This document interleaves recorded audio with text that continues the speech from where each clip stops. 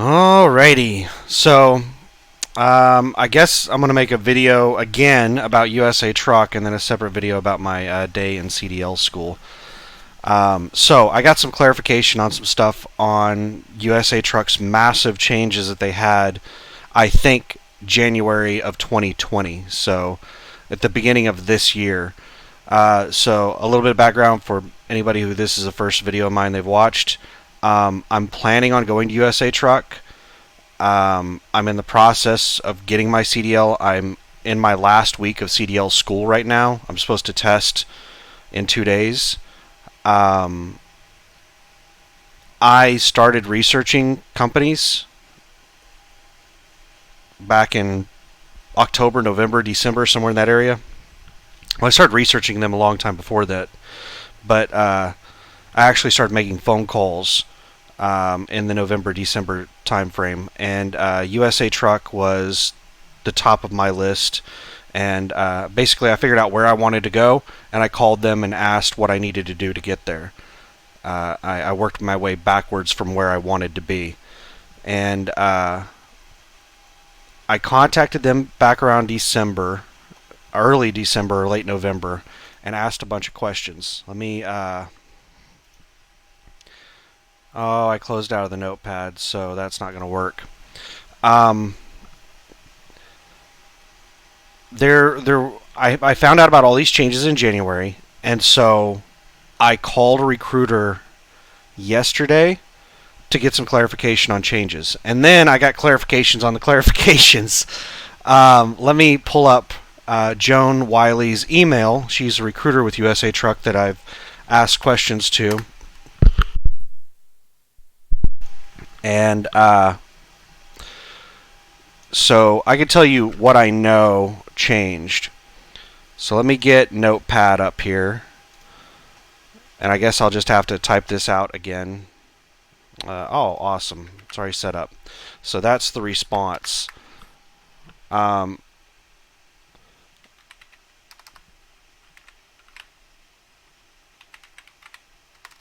so basically I was asking clarification.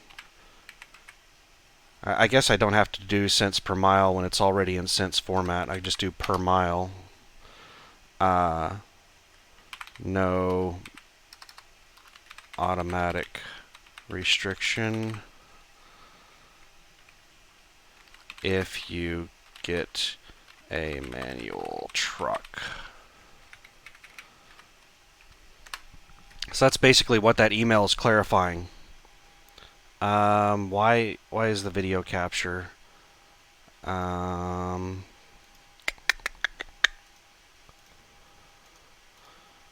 we go. It's wonky. All right, so I asked a bunch of questions to figure out what was going on, and you can watch all the details about those questions in my previous video. It was like, hey, do you do rental cars or Greyhound or flights or what? And she said that she'd give me a rental car. I asked if they doubled up on rooms. She said no, it's single rooms. I asked about training. Is it team training? And she said that the way they do the training is that the trainer and the student will drive in shifts, and the amount of driving time that the student is doing will increase over time, and it's expected that toward the end of training, the student will be doing all of the driving.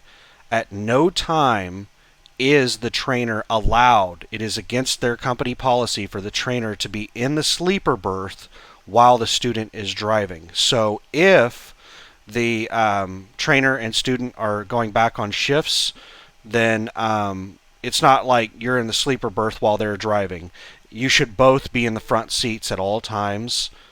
And then, when the shift is over, you're both going into your own sleeper bunks. So it's not team driving during training. The big news. All right, what were some other things? Let me go back to my YouTube video. I know I put a thing on there. My channel, your channel, and USA Truck changes rates.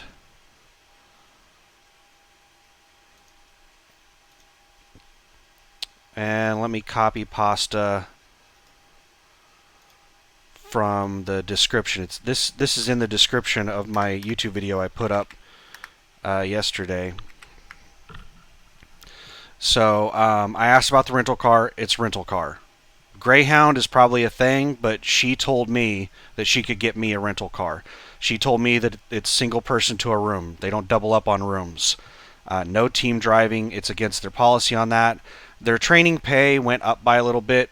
It's my understanding the way it used to be is that you got paid $85 a day for orientation and $80 a day for training. Now it's $85 a day for both training and orientation. So I mean that's not huge or anything, but hey, they increased the training pay a little bit. It went from like $560 a week to $595 a week.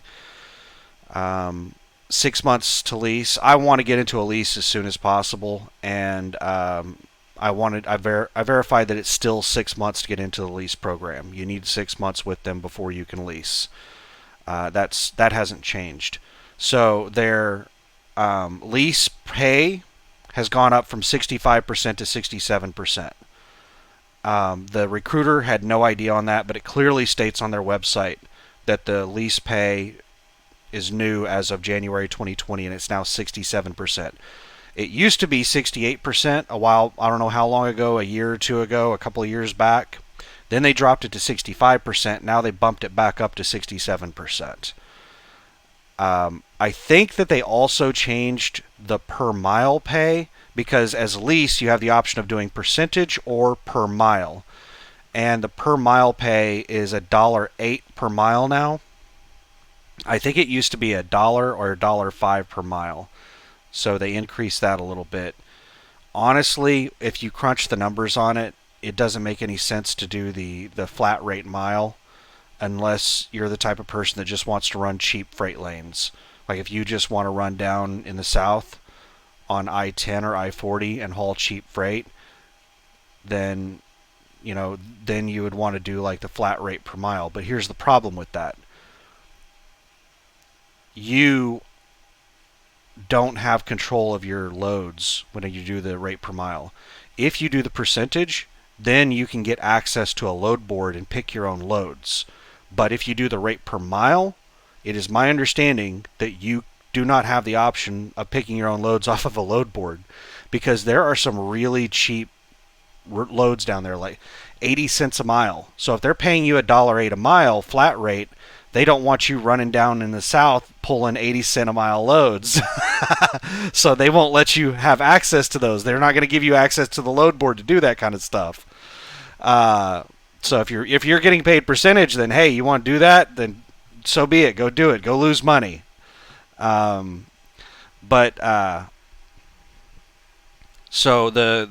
let me see if there's anything else I want to point out here before I get on the topic of the pay, the company driver pay, which is the biggest change. There's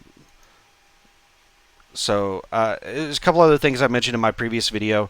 I was told by 2 or 3 different recruiters when I called multiple times over the course of November and December that I couldn't apply until I had a CDL, until I finished CDL school.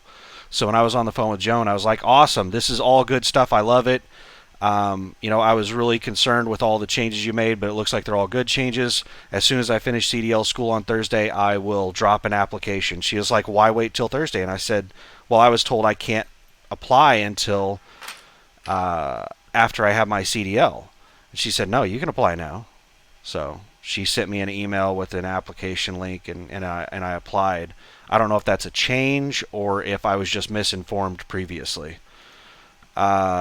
28 days required. So I have 4 years of previous driving experience. I drove for about 4 years from 2002 to 2006. I got out of trucking. I changed careers, and now I'm getting back into trucking. I haven't driven a truck, well, aside from CDL school that I just went to, in a long time, like 2006 to 2020, like 14 years that I had not driven a truck. And I surrendered my CDL 3 or 4 years ago. So I asked if there was any way that I could get the training days reduced. Maybe I don't have to do the full 28 days. And Joan told me no. That's not an option. I got to cough real quick. Joan told me that I would have to do the full 28 days. I will ask again when I get there to see if they can, reduce that time. But if not, not a big deal. All right, so now let's get on the topic of pay. So this is a response. This right here is a quote I just copied and pasted from my email from Joan. And I was asking a clarifying question because Joan asked me if I'm going to have an automatic restriction on my license when we were on the topic of pay, and I told her no, I would be able to drive a manual. And she said that I would get an extra 3 cents per mile because I don't have that automatic restriction, automatic only, or whatever you want to call it. Now,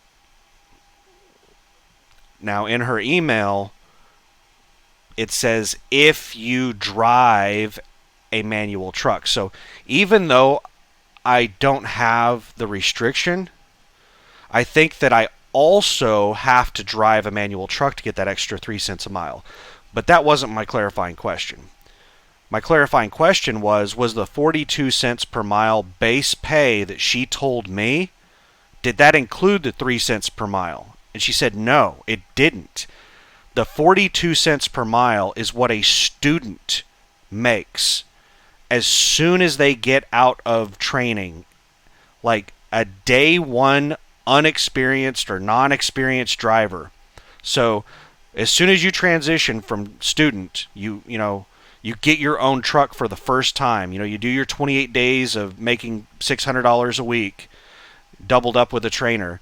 The instant that you get into your own truck, your starting pay is 42 cents per mile base.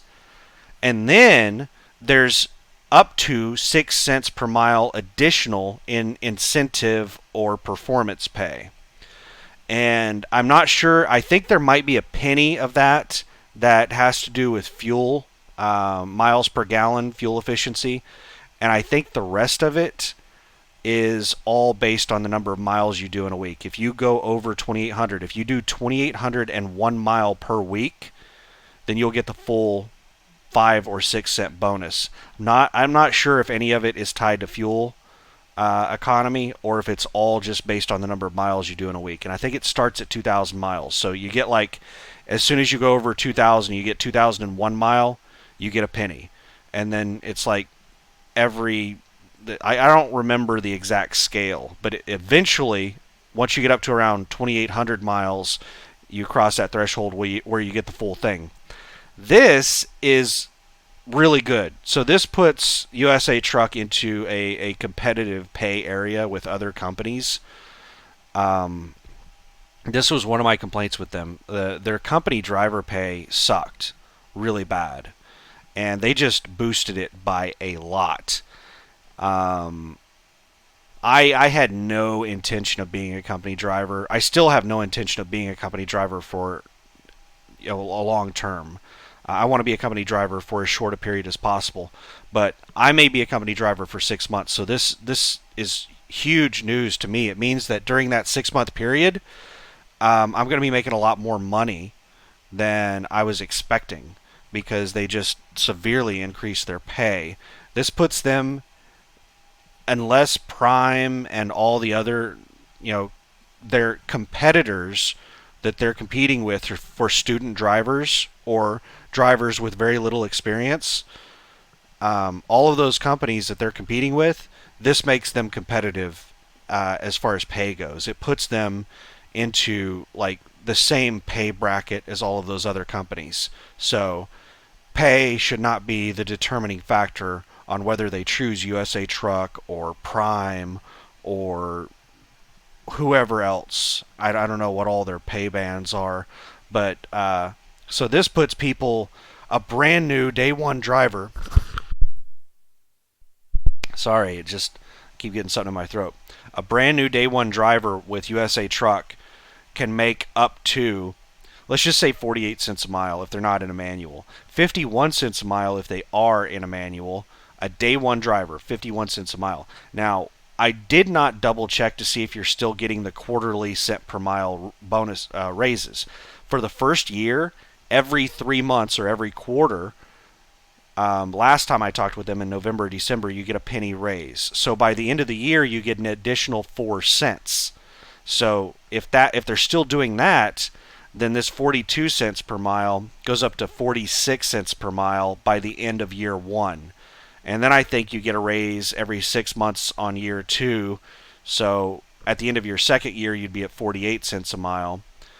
I think, if I remember correctly. But I don't even know if they're still doing that program anymore. I don't know if you get fast raises like that while after, they may have changed that. But this right here is a big bump. This is actually what I was talking about in way earlier videos when I was deciding whether or not to go with USA Truck, and I was talking about them. Their starting pay at 34 cents a mile was horrendous. That was like 20-year-old pay. Like companies 15, 20 years ago when I was driving were paying 34 cents a mile. I think I started with Swift when I started driving last time at 25 cents a mile. So back when I was driving back then, 34 cents a mile was decent pay. The student mega carriers were paying lower than that, but almost everyone else was paying like 32 cents a mile was their bottom pay. So the 34 cents a mile that USA Truck was paying prior to the beginning of 2020 as the bottom of their pay scale was laughable. It was way out of touch with reality. Everyone in the industry was paying close to 40 cents a mile or more. So this, while I'm really excited about it, is not amazing pay. It just finally puts USA Truck into the same pay scales as their competition. I don't know why they were paying less than this previously. So this is a good thing. I'm happy. And I'm happy with all the changes they made. Some of them are minor changes, some no change, and some fairly significant changes like the pay here. But I'm excited. So that's about it for the video. I just wanted to clarify that the 42 cents per mile base pay for a student driver does not include the 3 cent per mile if you drive a manual. So I will be making 45 cents a mile if I get assigned a manual as my base pay, and I'll be making 51 cents a mile day one if I get a manual truck and I go over 2,800 miles in a week. 51 cents a mile day one. That's pretty decent for somebody with no experience, day one driver. That's pretty decent. So I'm happy with it. I like it. All right, that's it for this video. Thanks. Bye.